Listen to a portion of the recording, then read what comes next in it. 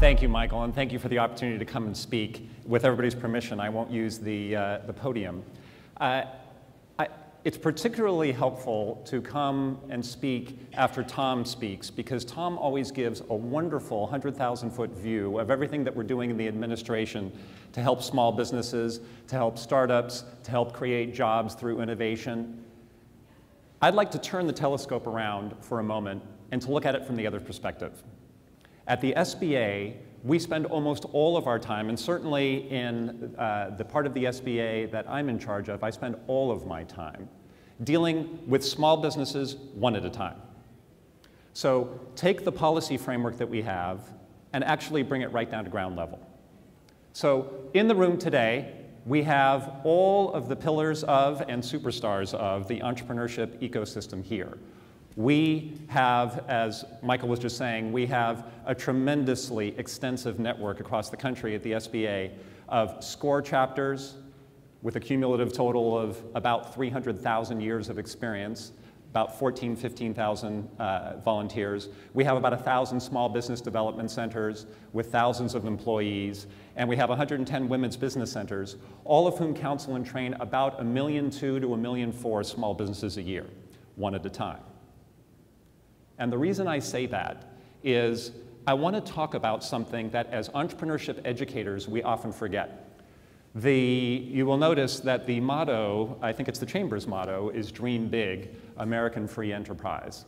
This concept of dreaming and concept of what it means to be an entrepreneur and to start an entrepreneurship endeavor sometimes gets lost when we're having the conversation about being the entrepreneurship ecosystem. At the end of the day, let's talk about the mythology of entrepreneurship. The mythology of entrepreneurship is not about the availability of a place to go learn about entrepreneurship. The mythology of entrepreneurship is the garage. It's the kitchen table. It's the wandering in a park. It's that moment or that event when a dream turns into a specific idea to do something. We never talk about being present at the birth in terms of being in a program. We talk about the event that the specific entrepreneur or the set of partners or whoever it was sat down on day one and said, there is a problem, I know how to solve it, I'm going to change the world. Everything that happens after that moment is the hard part. But without that moment, it ain't ever going to happen.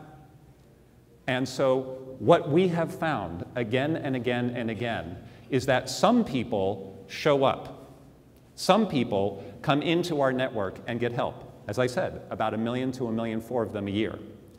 But there are 26 million small businesses in this country, and there are millions more folks who are planning to start a business and who have that dream and that idea. A lot of them are known to all of you in your networks. I am as concerned about the ones that you don't yet know and how we get them in the door.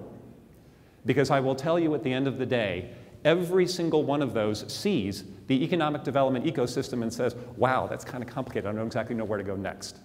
I think our biggest challenge in the room is how to explain there is a way to do this and you don't need to do it alone. Because let's be clear, entrepreneurs by nature start alone and have to endure alone. And there are times along the way when it's a little tough and you are doing it alone. But at the end of the day, you're not alone. There are folks in this room who every day bring entrepreneurs together with each other and with the resources they need to grow and succeed. It's what we do every day at the SBA. So what are the 3 pillars of the SBA? Access to capital through our guaranteed lending programs as well as our small business investment company program. Access to contracting opportunities to get small businesses their fair share of that roughly $500 billion that the government spends on programs, goods and services each year.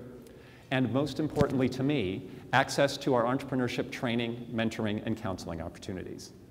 Because at the end of the day, bringing it all together is where that divide gets crossed.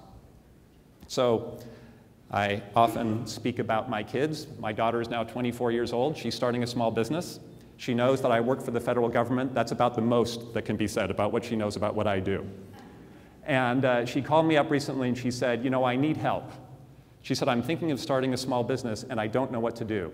Is there anywhere that I can go where they can answer my questions and even perhaps tell me what I don't even know to ask about yet so I can have all the resources put together in order to be able to do that?